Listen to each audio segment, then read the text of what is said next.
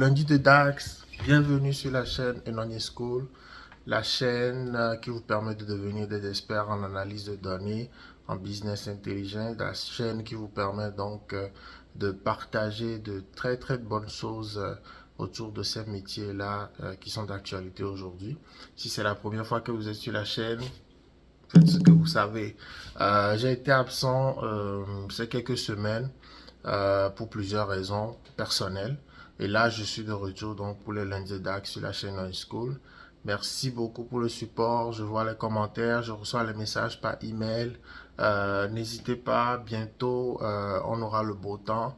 On va faire des activités donc à l'extérieur avec des partenaires. Donc n'hésitez pas. Dans cette vidéo aujourd'hui, donc on va aller revoir la deuxième partie donc de Rank X, la suite, pour pouvoir vous montrer qu'est-ce qu'on peut faire encore de plus avec Rank X. Allez, on y va à l'ordinateur. Ciao. Tata.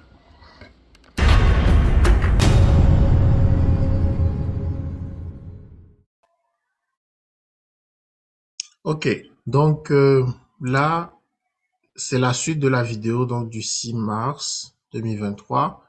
Donc la fonction rank X, le DAX numéro 7. Ok, donc si je vais remettre le lien en bas de la vidéo, si vous l'avez pas encore vu, c'est la suite donc qu'on va faire aujourd'hui. Ok, donc si vous vous rappelez bien, dans cette vidéo, la vidéo passée, j'ai bien introduit la fonction rank X. Et ce que je voulais, c'était vraiment de montrer aujourd'hui l'utilisation du ties. Le ties et de la value parce que la dernière fois qu'on l'a utilisé dans la vidéo précédente, on n'a pas parlé, donc j'ai pas eu l'occasion de parler du ties et du value. Ok. Donc le modèle qu'on va utiliser, c'est toujours notre fameux modèle Power BI. Mais cette fois-ci, j'ai introduit une nouvelle table qui n'est pas rattaché du tout au modèle. Donc une table que nous allons utiliser concrètement pour pouvoir faire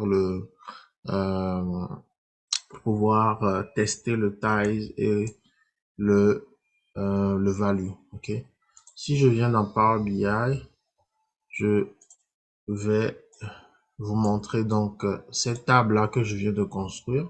Donc, vous allez voir que ici on a les catégories et on a le total de net value. Donc, c'est la somme, tu vois ici, c'est la somme du net value qui est ici. Donc, le net revenu, ok. On n'a pas besoin du max, là, mais le net revenu. Donc, vous allez voir que caméra et camcorder sont les premiers les plus rentables, la catégorie la plus rentable. Après, vous avez les computers. Après, vous avez les cell phones et les TV. Donc, les cell phones et les TV vidéo sont comme ex aequo. Audio et musique sont comme ex aequo. Et vous avez la dernière catégorie qui est Electric Devices, qui n'était pas donc dans la vidéo précédente, mais que j'ai ajouté juste pour pouvoir faciliter la compréhension. Ok. Donc, si vous vous rappelez de l'explication que j'ai fait du ties ici, je vous avais dit que concrètement, ça permet de gérer les ex-aequo. Donc, comment est-ce que ça permet de gérer les ex-aequo? C'est lorsque vous avez, par exemple, des valeurs, des catégories, par exemple, qui ont le même total ou qui ont la même valeur. Donc, vous allez avoir des ex-aequo et vous avez le choix de mettre soit de skip les ex-aequo. Ça veut dire que si vous avez un premier, un deuxième et vous avez le troisième et le quatrième qui sont comme ex-aequo, donc vous allez avoir troisième ex-aequo. Donc, ce que vous essayez de faire, c'est que vous voulez vous assurer que la prochaine catégorie, dans la catégorie suivante, soit vous allez mettre quatrième, ou bien vous allez mettre cinquième, puisque vous avez déjà eu deux ex-aequo. Donc, étant donné que vous avez des ex-aequo, vous voulez pas cumuler les ex-aequo. Donc, vous voulez sauter un chiffre donc pour aller donc au cinquième directement. Je vais vous montrer ça directement dans Power BI. Donc, vous avez deux choix au niveau du ties. Vous avez skip ou dance. OK? Skip ou dance. Donc, on va utiliser les deux et on va voir ce que ça va donner. Donc, comme vous savez, j'essaie toujours de faire mes formules DAX avant les présentations. Donc, on a ici notre fameuse formule de calcul de catégorie qu'on avait fait par le passé. Je vais mettre la catégorie tout simple sur le tableau d'abord. Ça, c'est la catégorie. Je vais enlever quelque chose que j'avais ajouté. Voilà. Je faisais quelques tests. Voilà. Ça, c'est la catégorie sans. Ça, c'est la catégorie sans l'information donc euh, l'information du TIES, ok? Donc, après, si vous voyez donc dans la formule ici, on s'arrête donc au tri descendant. Et vous voyez que pour cette formule-là, on calcule le rank de all, la somme des revenus, donc le total des revenus que j'ai calculé ici. Ce n'est juste que la somme des revenus, somme revenus. Donc, on fait un classement par la somme de revenus par ordre décroissant. C'est ce qu'on fait. Et là, on a audio et movie qui sont comme SECO, cell phone, donc troisième, premier, deuxième, troisième SECO, cinquième SECO. Donc là, il saute le quatrième, cinquième SECO, et puis, donc il saute cinquième, il saute le sixième aussi, septième. OK? Donc, par défaut, lorsqu'on ne précise pas le ties, il saute, donc il skip, donc euh, la valeur qui est ex aequo, qui est ici, par exemple, ici dans ce cadre, le 4 et le 5, le 6 ici. Okay? Donc, on va mettre l'autre mesure où on précise maintenant le ties à skip. Donc, c'est celle-là. Et on a l'autre mesure où on met le tie à dense. OK?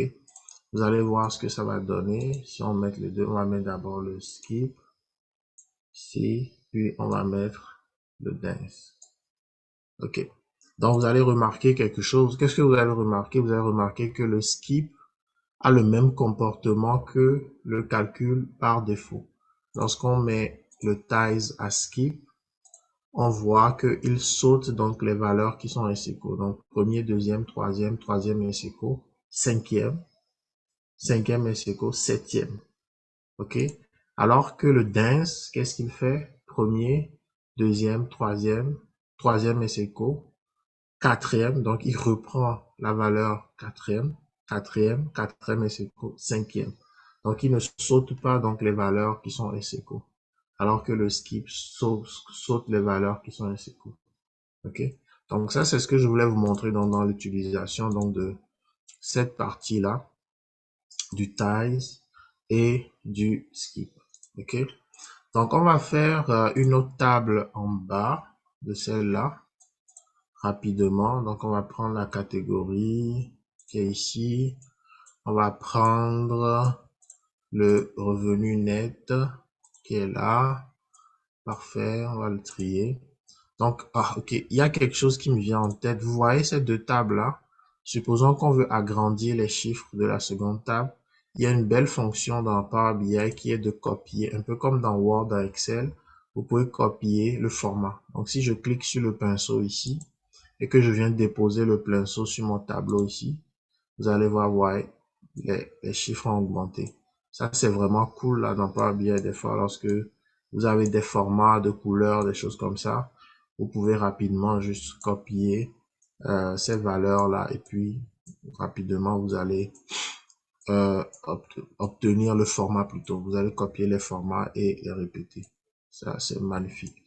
Donc, ici, je vais vous montrer l'utilité donc de la seconde, euh, le second paramètre qui était value, qu'on n'avait pas vu la dernière fois. Donc, value qui constitue une expression euh, qu'on classe au fait, qu'on classe lorsque on n'a pas l'expression euh, euh, C'est une expression donc qui va permettre de donner un classement à cette expression-là.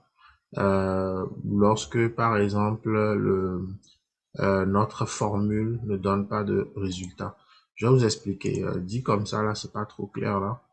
Mais je vais juste retourner sur la définition. J'aime vraiment que les choses soient claires. Donc, le value, c'est optionnel. C'est une expression DAX qui retourne une valeur scalar, une valeur unique, dont le rang est à définir. Donc, le rang est à trouver. Ok, donc il doit trouver le rang de cette valeur-là. Donc, si de remarque, donc il faut regarder pour avoir plus d'informations. Quand la value est omitted, donc c'est la valeur de l'expression. Donc, l'expression ici, c'est la valeur de l'expression au niveau de la ligne qui est utilisée. Ok, donc c'est cette value là que je veux comme tester aujourd'hui. Donc la value, pour tester la value, ce que je fais d'abord, je calcule le revenu maximum. Ok, je vais calculer le revenu maximum. Je mets ça ici. Alors ici, vous allez remarquer donc que le revenu maximum par catégorie, il est comme affiché dans ce tableau-là. Revenu maximum par catégorie est affiché donc dans le tableau ici. Okay. Je vais aller vous montrer peut-être le fichier Excel. Ça va peut-être vous aider plus que les paroles. Donc, ce qu'on va essayer de faire, c'est que on voit ici,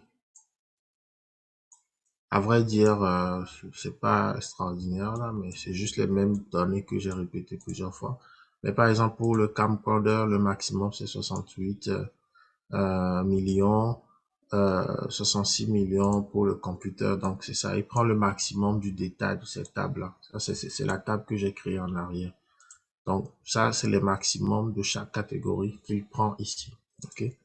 Donc, ce que je vais faire ici, je vais donc maintenant aller lui dire, OK, je vais ramener d'abord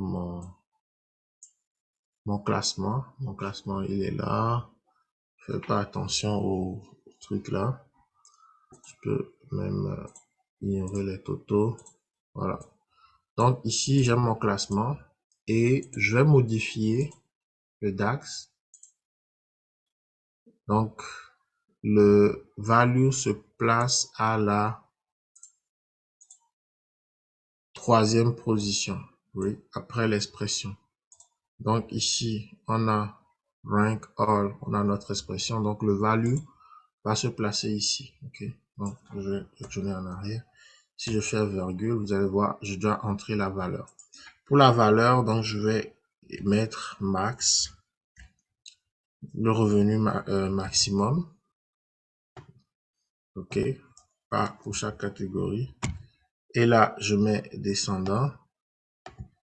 Et là, ben, je mets, je laisse par défaut, je laisse à skip. C'est correct. Par défaut, on sait que c'est skip. So, vous avez déjà vu ça tout à l'heure. Donc, vous allez voir, tac, qu'est-ce qui va se passer? Ce qui va se passer, c'est que la formule qu'on vient de créer, donc on vient de faire le remplacement de la formule all, on l'a remplacé avec une expression ici, donc cette value, on a remplacé la valeur. Ce qu'elle fait, c'est que elle essaie pour chaque ligne de pouvoir trouver le maximum de la ligne de cette catégorie-là et évalue quel est le classement que peut avoir cette valeur dans le classement des revenus totaux. Donc, elle compare donc le revenu total avec la valeur qui est ici, donc le maximum qu'on a calculé ici dans cette expression-là, la valeur. Donc, ça donne cette valeur pour chaque ligne. OK? Donc, ici, cette ligne-là, on a 68 millions. Donc, 68 millions, si on le compare donc au net revenu, celui-là sera premier, celui-là sera deuxième, et 68 millions sera troisième. OK? Donc, c'est pourquoi il le met troisième. OK? Donc, quand on revient à la ligne computer, il va faire la même chose. Il va regardez le 66 millions, il va le comparer donc au revenu net ici. Donc, qu'est-ce qu'il va dire? Lui, il est premier, 200 millions, 204 millions. 200 millions est deuxième et 66 millions va être troisième avant les 54 millions. OK? Si on vient à la ligne de cell phone, il va faire la même chose. Il va comparer où est-ce que je dois, quelle position je dois donner aux 18 millions qui est le maximum de la catégorie de cell phone ici. Il va comparer 204 millions, 200 millions deuxième, 54 millions troisième, 54 millions troisième ex aequo et 18 millions va être donc cinquième. La même chose pour cette ligne-là. Et pour le 4 millions, ce qu'il va faire, c'est ça, premier, deuxième, troisième ex aequo, cinquième ex aequo, septième et 4 millions qui est comme la dernière valeur va être huitième. OK? Donc, c'est un peu à ça que sert la value. La value va être une valeur dont on va déterminer la position. Donc, finalement, la fonction rank ici, c'est une fonction maintenant qui va jouer plus le rôle de pouvoir déterminer quelle est la position de la valeur qui est sur la ligne par rapport à toutes les valeurs qui sont ici. Vous allez me dire dans quel cas on peut utiliser, mais ça peut être intéressant dans certains cas si on veut calculer, on veut comparer euh, la moyenne de l'année passée versus le classement de cette année. Donc, il y a possibilité d'utiliser cette formule. Mais de ce que vous allez comparer, de comprendre, c'est que dès qu'on met la valeur n'est pas obligatoire, elle est optionnelle. Mais donc, dès qu'on met une valeur au niveau de de ce paramètre, la value ou valeur, c'est que c'est cette valeur-là qui est classée. Le résultat du classement, c'est le classement de cette valeur pour chaque ligne par rapport au classement total de l'expression qu'on est en train de d'évaluer. OK? Donc, voilà ce que je voulais vous montrer donc pour le TICE et le value. Donc, maintenant, vous êtes bien armé pour utiliser au complet la fonction rankX, une fonction super intéressante pour faire du classement. Il y a beaucoup de possibilités à l'utilisation de cette fonction. Donc, on va s'arrêter là et puis on retourne donc. Alors, ceci met fin donc à ces vidéos, bon, deux séries de vidéos donc sur la fonction RentX. J'espère que vous avez appris des choses. Si vous voulez apprendre quelque chose en particulier au niveau de Power BI, au niveau de SQL ou Python, n'hésitez pas à laisser les commentaires en bas de la vidéo. Je réponds toujours aux commentaires. Donc, n'hésitez pas à laisser vos commentaires. Et je vous remercie donc pour votre temps passé sur la vidéo. Vous passez une très bonne semaine et que Dieu vous bénisse. Allez, ciao, ciao. Bye.